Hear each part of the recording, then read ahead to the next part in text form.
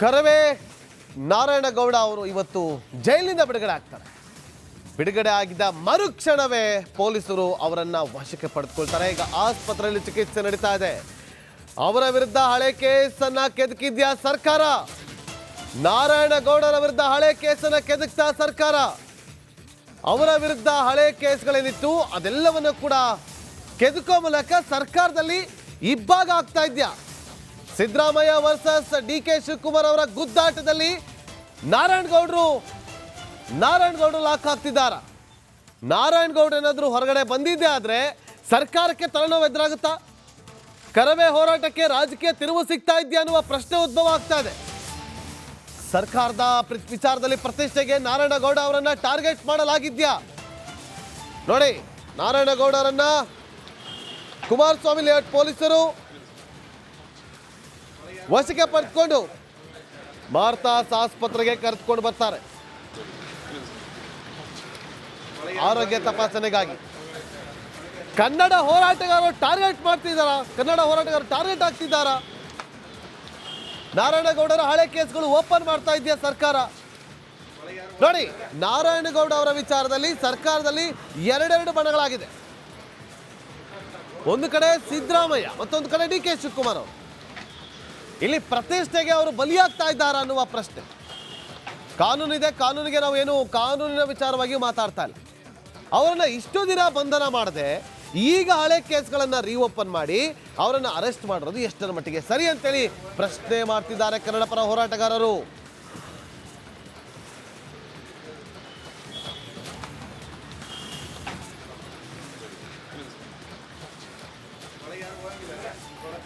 ಮತ್ತಷ್ಟು ಮಾಹಿತಿಯನ್ನು ಕೊಡ್ತಾರೆ ನಮ್ಮ ಪ್ರತಿನಿಧಿ ಮಾದೇಶ್ ಲೈವ್ನಲ್ಲಿ ಜಾಯ್ನ್ ಆಗಿದ್ದಾರೆ. ಮಾದೇಶ್, ಎಷ್ಟೊತ್ತಿಗೆ ಕೋರ್ಟ್ಗೆ ಹಾಜರುಪಡಿಸ್ತಾರೆ? ಏನಾಗ್ಬೋದು ಇವತ್ತು ಮಾದೇಶ್?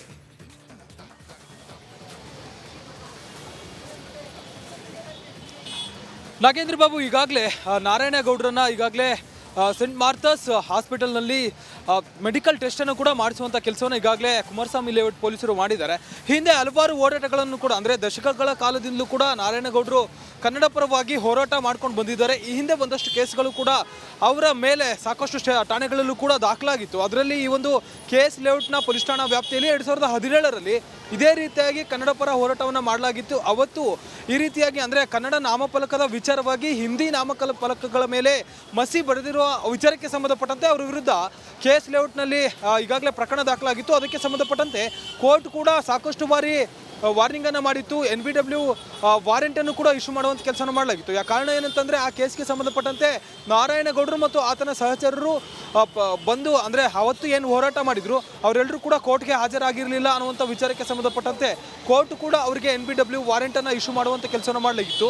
ಇಷ್ಟು ದಿನ ಸಾಕಷ್ಟು ಕೇಸ್ಗಳಿತ್ತು, ಸಾಕಷ್ಟು ಕಡೆ ಹೋರಾಟ ಮಾಡಿದ್ರು, ಅವರು ಕೂಡ ಒಂದಷ್ಟು ಕೇಸ್ಗಳಲ್ಲಿ ಕೋರ್ಟ್ಗೆ ಹಾಜರಾಗ್ತಿದ್ರು. ಆದರೆ ಈ ಒಂದು ಇತ್ತೀಚೆಗೆ ನಡೆದಂಥ ಮಾಲ್ ಆಫ್ ಏಷ್ಯಾ ವಿಚಾರಕ್ಕೆ ಸಂಬಂಧಪಟ್ಟಂತೆ ಆಗ್ತಿರುವಂಥ ಡೆವಲಪ್ಮೆಂಟ್ ನೋಡಿದ್ರೆ ಎಲ್ಲ ಒಂದು ಕಡೆ ರಾಜಕೀಯವಾಗಿ ಈ ಒಂದು ಕೇಸ್ ತಿರುವು ಪಡೆದುಕೊಳ್ತಿದ್ಯಾ ಅನ್ನುವಂಥ ಅನುಮಾನ ಮೂಡುತ್ತಿದೆ. ಯಾಕಂದರೆ ಹಿಂದೆ ಸಾಕಷ್ಟು ಕೇಸ್ಗಳಿದ್ರೂ ಕೂಡ ಇದೇ ರೀತಿ ನಾನ್ ಬೇಲೆಬಲ್ ವಾರೆಂಟ್ ಇದ್ರೂ ಕೂಡ ಇಷ್ಟು ದಿನ ಅರೆಸ್ಟ್ ಆಗಲಿಲ್ಲ, ಇಷ್ಟು ದಿನ ಯಾವುದೇ ರೀತಿಯಾದಂಥ ಡೆವಲಪ್ಮೆಂಟ್ ನಡೆದಿರಲಿಲ್ಲ. ಆದರೆ ಈಗ ಯಾಕೆ ಈ ರೀತಿಯಾದಂಥ ಒಂದು ಚರ್ಚೆಗಳು ಶುರುವಾಗಿದೆ? ಇದರಲ್ಲಿ ಎಲ್ಲ ಒಂದು ಕೂಡ ರಾಜಕೀಯದಲ್ಲಿ, ಅದರಲ್ಲೂ ಕೂಡ ರಾಜ್ಯ ಸರ್ಕಾರದಲ್ಲಿ ರಾಜಕೀಯ ಪ್ರತಿಷ್ಠವಾಗಿ CM ಮತ್ತು DCM ನಡುವೆ ಒಂದು ಜಿದ್ದಾಜಿದ್ದಿಗೆ ಕಾರಣವಾಗಿದೆಯಾ? ಅದಕ್ಕೆ ಈ ನಾರಾಯಣಗೌಡರು ಬಲಿಯಾಗ್ತಿದ್ದಾರೆ ಅನ್ನುವಂಥ ಒಂದಷ್ಟು ಚರ್ಚೆಗಳು ಕೂಡ ಸದ್ಯಕ್ಕೆ ಆಗ್ತಿದೆ. ಈಗಾಗಲೇ ಅವರ ವಿರುದ್ಧ, ಅಂದರೆ ನಾರಾಯಣಗೌಡರ ವಿರುದ್ಧ ಯಾವೆಲ್ಲ ಕೇಸ್ಗಳಿದೆ, ಯಾವ್ಯಾವ ಠಾಣೆಯಲ್ಲಿ ಕೇಸ್ಗಳಿದೆ, ಹಳೆ ಕೇಸ್ಗಳು ಎಷ್ಟಿದೆ, ಯಾವ್ಯಾವ ಹಂತದಲ್ಲಿದೆ, ಎಲ್ಲವನ್ನೂ ಕೂಡ ಈಗ ಮತ್ತೆ ಪರಿಶೀಲನೆ ನಡೆಸೋದಕ್ಕೆ ಹಿರಿಯ ಅಧಿಕಾರಿಗಳು, ಅಂದರೆ ಹಿರಿಯ ಪೊಲೀಸ್ ಅಧಿಕಾರಿಗಳಿಂದ ಸಿಬ್ಬಂದಿಗಳಿಗೆ, ಅಧಿಕಾರಿಗಳಿಗೆ ಸೂಚನೆ ಬಂದಿದೆ ಅಂತೇಳಿ ಈಗಾಗಲೇ ಒಂದಷ್ಟು ಮಾಹಿತಿಗಳು ಕೂಡ ಹೊರಗಡೆ ಬಂದಿದೆ.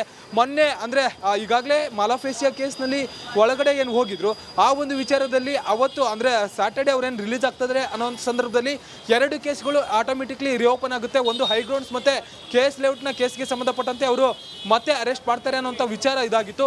ಇವತ್ತು ಬೆಳಗ್ಗೆ ಅವರು ರಿಲೀಸ್ ಆಗ್ತಿದ್ದಂತೆ ಈಗಾಗಲೇ KS ಲೇಔಟ್ ಪೊಲೀಸರು ಕೂಡ ಅವರನ್ನು ವಶಪಡಿಸಿಕೊಂಡು ಈಗಾಗಲೇ ಅವರನ್ನು ಸೆಂಟ್ ಮಾರ್ಥಾಸ್ ಆಸ್ಪತ್ರೆಯಲ್ಲಿ ಮೆಡಿಕಲ್ ಟೆಸ್ಟನ್ನು ಕೂಡ ಮಾಡಿಸುವಂಥ ಕೆಲಸವನ್ನು ಮಾಡಿದ್ದಾರೆ. ಇನ್ನೇನು ಕೆಲವೇ ಹೊತ್ತಿನಲ್ಲಿ ಈಗಾಗಲೇ ಮೆಡಿಕಲ್ ಟೆಸ್ಟನ್ನು ಕೂಡ ಕಂಪ್ಲೀಟ್ ಆಗಿದೆ. ಕೆಲವೇ ಕ್ಷಣಗಳಲ್ಲಿ 30ನೇ ACMM ಕೋರ್ಟ್ನ ಮುಂದೆ ಸದ್ಯಕ್ಕೆ ನಾರಾಯಣಗೌಡರನ್ನು ಕೂಡ ಹಾಜರುಪಡಿಸುವಂಥ ಕೆಲಸವನ್ನು ಮಾಡಲಾಗುತ್ತೆ. ನಾಗೇಂದ್ರ ಬಾಬು, ಓಕೆ ಮಾದೇಶ್, ಈಗ ನೋಡಿ ಹಾಜರುಪಡಿಸ್ತಾರೆ. ಆದರೆ ಒಂದು ಪ್ರಶ್ನೆ ಉದ್ಭವ ಆಗ್ತಾ ಇರುವಂಥದ್ದು, ವಾದ ವೇದಿಕೆ ಹೋರಾಟವನ್ನು ಇವತ್ತು ಹತ್ತಿಕ್ಕುವಂಥ ಕೆಲಸವನ್ನು ಮಾಡ್ತಿದೆ.